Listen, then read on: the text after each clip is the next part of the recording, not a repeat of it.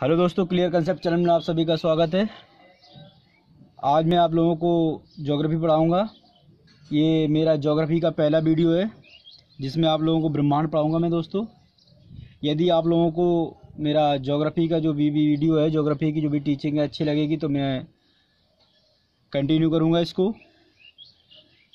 दोस्तों, ब्रह्मांड है क्या?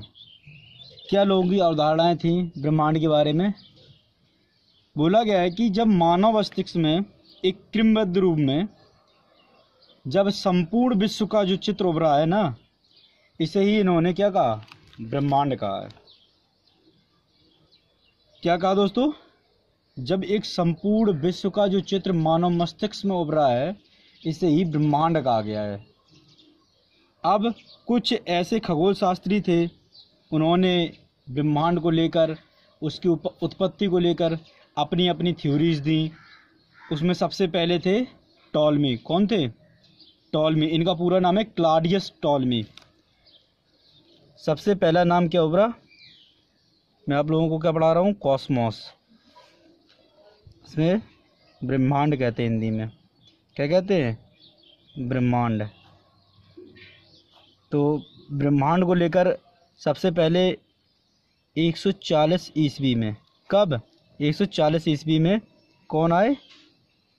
Claudius Ptolemy. क्लॉडियस टॉलमी सबसे पहले ये आए। दोस्तों, ये आपको कन्फ्यूजन रहती होगी, ये ईसवी और ईसा पूर्व क्या है? तो मैं आप लोगों को बता दूं, जो ईसवी है वो जो ईसा मसीह थे उनके बाद की बात की जाती है, तो ईसवी कहा जाता है। और ईसा मसीह से पहले की जो बात की जाती है उसे क्या कहा जाता है? ईसा पूर्व। तो सबसे पहले क्लॉडियस टॉलमी ने क्या अवधारणा दी? इन्होंने कहा कि जो पृथ्वी है ना, मेरी पृथ्वी केंद्र पर है और जो ग्रह हैं और सूर्य ये इसका चक्कर लगा रहे हैं।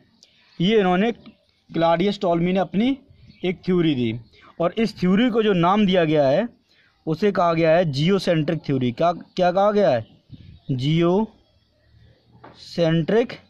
थ्योरी। बस आप इसको हिंदी में कहते हैं जियोसेंट्रिक अवधारणा। अब आप इसको, जो ये वर्ड है ना, इसी से आप इसको अर्थ निकाल सकते हैं। कैसे? जियो मतलब क्या होता है? जियो मतलब होता है हमारा अर्थ, सेंट्रिक मतलब मध्य, अवधारणा मतलब थ्योरी। जो ये कहा गया है ना, पृथ्वी, जियो पृथ्वी, सेंटर मतलब मध्य, पृथ्वी। जब इन्होंने कहा कि पृथ्वी जो है वो हमारे ब्रह्मांड में जो मध्य में है, और सूर्य और ग्रह इसका क्या कर रहे हैं? चक्कर लगा रहे हैं। इसे ही इन्होंने क्या कहा है? Geocentric theory. अब इसके बाद दूसरे खगोल शास्त्री आए, और ये 1400 साल तक, कब तक? 1400 साल तक यही अवधारणा मानी जाती रही। कौन सी? जियोसेंट्रिक थ्योरी वाली, कि जियो मतलब अर्थ हमारी जो है वो बीच में है और ग्रह और सूर्य इसका चक्कर लगा रहे हैं। लेकिन 1400 साल बाद, मीन्स 1543 में, 1403 कह लो, 1543 में एक पोलैंड निवासी, कहाँ के? पोलैंड निवासी हैं, और उनका नाम क्या है?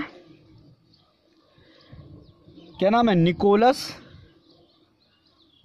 कॉपरनिकस। Nicolaus Copernicus.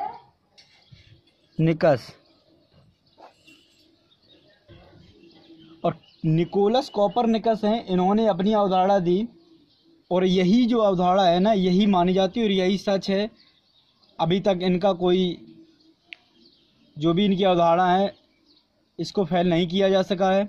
और इन्होंने कहा है कि जो सूर्य है ना हमारे ब्रह्मांड में, वो मध्य में है, और जो ग्रह हैं, प्लैनेट्स हैं, वो सूर्य का चक्कर लगा रहे हैं। ये किसने बोला?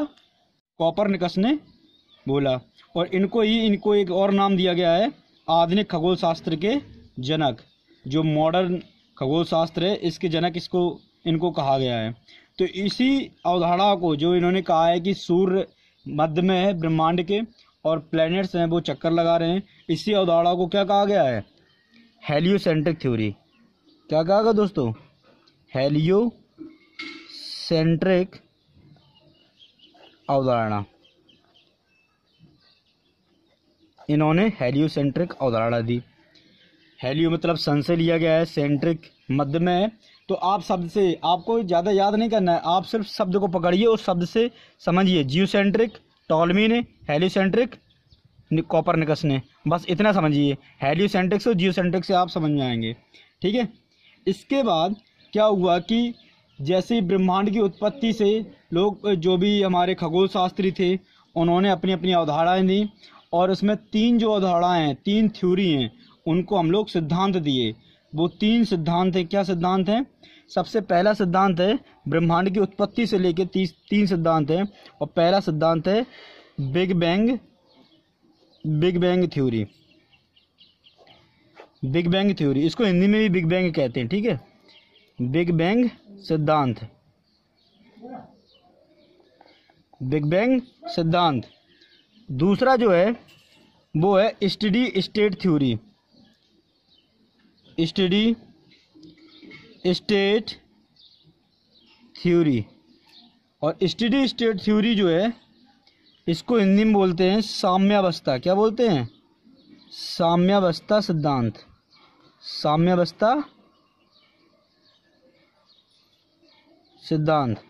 और तीसरा जो दिया गया है उसे बोला गया है पुलसेटिंग यूनिवर्स थ्योरी। क्या बोला गया है? पुलसेटिंग यूनिवर्स थ्योरी, और इसे हिंदी में कहते हैं दोलन सिद्धांत। क्या कहते हैं? दोलन सिद्धांत। अब ये 3 दिए गए हैं, तो हमें तीनों देखना है कि किस खगोल शास्त्री ने कौन सी थ्योरी दी गई है। तो जो पहला दिया गया है बिग बैंग थ्योरी है। ये किसके द्वारा दिया गया है? जो बिग बैंग थ्योरी है, इधर लिख लो। जो बिग बैंग थ्योरी है, बिग बैंग है, ये जॉर्ज लेमेथियर ने दिया। किसने? जॉर्ज लेमेथियर। और नंबर जो दूसरी है स्टेडी स्टेट थ्योरी, साम्यावस्था सिद्धांत है, उसको किसने दिया? थॉमस गोल्ड एवं हरमन बॉडी ने दिया है। हरमन बॉडी। और जो तीसरा सिद्धांत है, ये किसने दिया है? डॉक्टर एलन संडेज ने दिया है। डॉक्टर एलन संडेज किसने दिया? इसको बोलते हैं पुलसेटिंग यूनिवर्स थ्योरी। इसमें दोस्तों सबसे ज़्यादा मानने वाला जो सिद्धांत है वो बिग बैंग सिद्धांत है। कौन सा? बिग बैंग सिद्धांत। और यही अभी तक हम लोग मानते हैं। तो क्या है बिग बैंग सिद्धांत? बिग बैंग के पीछे ये कहा गया है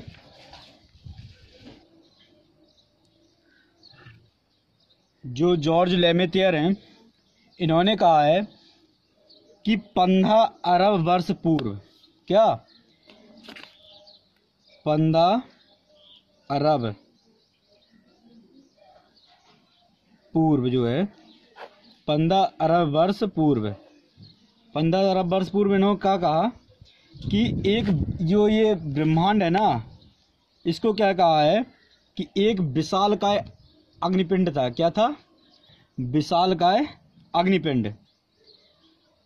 ये इन्होंने बोला कि अचानक क्या हुआ, एक बिग बैंग हुआ। बिग बैंग मतलब एक विस्फोट हुआ, जिसके कारण बड़े बड़े जो पदार्थों में इसका एक ब्रह्मांड का क्या हुआ, जो इन्होंने विशालकाय अग्निपिंड बोला है, इसका बड़े बड़े पदार्थों में विघटन हो गया।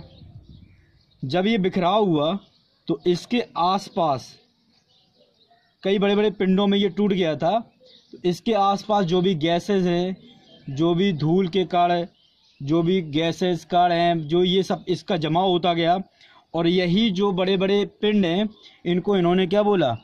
आकाश गंगा। क्या बोला? आकाश गंगा, जिसे हम लोग गैलेक्सी के नाम से जानते हैं। इंग्लिश में उसको गैलेक्सी बोलते हैं, आकाश गंगा। तो इन्होंने इसको आकाश गंगा कहा। और यही जो बड़े बड़े पिंड जो टूटे थे ना, इन्होंने कहा एक बार ऐसा ही फिर बिग बैंग हुआ, मतलब ऐसा ही फिर विस्फोट हुआ, और यही जो कण दोबारा छोटे छोटे पिंडों में टूट गए। और इनको इन्होंने क्या बोला, स्टार, जो स्टार्स, यही जो छोटे छोटे पिंड जो टूटे थे ना, इनको इन्होंने तारे कहा है। और ऐसे ही ये प्रक्रिया चलती रही और इसी को ही कहा गया है कि ये ब्रह्मांड की उत्पत्ति से रिलेटेड यही प्रक्रिया हुई है जो ब्रह्मांड की उत्पत्ति को बताता है।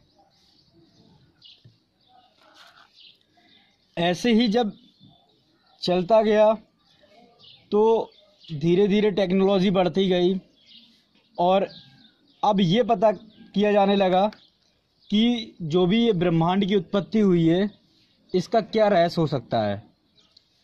तो एक एजेंसी है सर्न, जिसको बोलते हैं, क्या बोलते हैं, सर्न, CERN, जिसको सर्न बोलते हैं।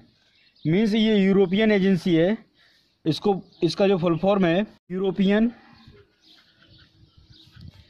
European centre for nuclear research.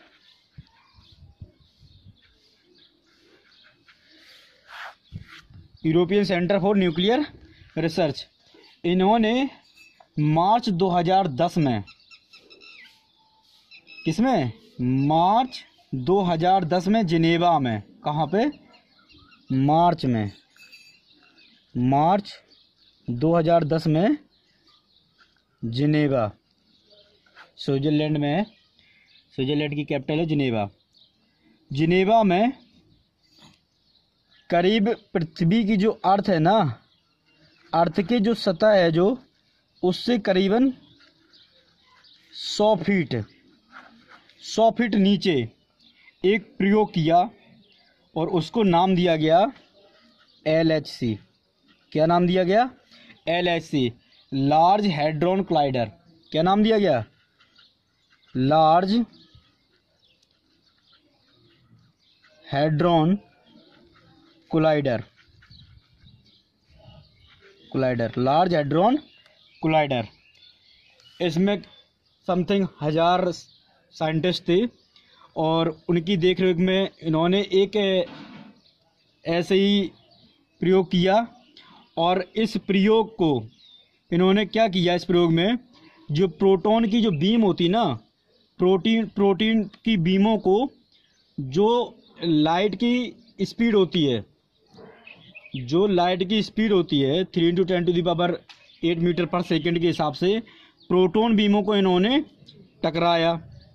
और इसने क्या कहा कि इन्हें जो टकराया है ना, इनसे क्या उत्पन्न हुआ, हिग्स बोसॉन जो एटम है वो उत्पन्न हुए। कौन से, हिग्स बोसॉन। और इनको इन्होंने क्या कहा, गॉड पार्टिकल।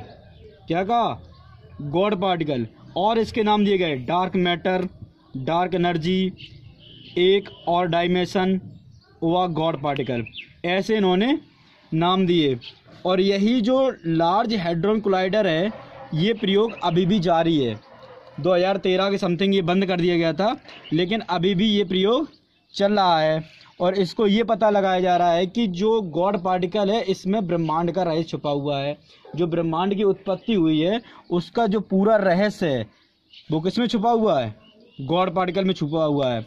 ऐसा सर्न का मानना है। सर्न मतलब बोले तो European centre for nuclear research. इन लोगों का ऐसा मानना है कि जो लार्ज हैड्रॉन कोलाइडर है, इसमें गॉड पार्टिकल जो है, इसमें ब्रह्मांड की उत्पत्ति का रहस्य छिपा हुआ है। और वैज्ञानिक जो है ना, वो अभी भी इस प्रयोग में लगे हुए हैं।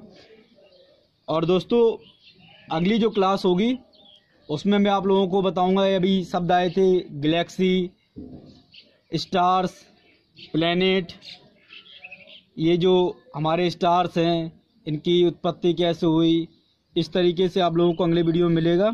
यदि आप लोगों को मेरा वीडियो पसंद आए तो लाइक करिए, सब्सक्राइब करिए, शेयर करिए, जिससे ज़्यादा से ज़्यादा स्टूडेंट इसमें जुड़ सकें। थैंक यू दोस्तों।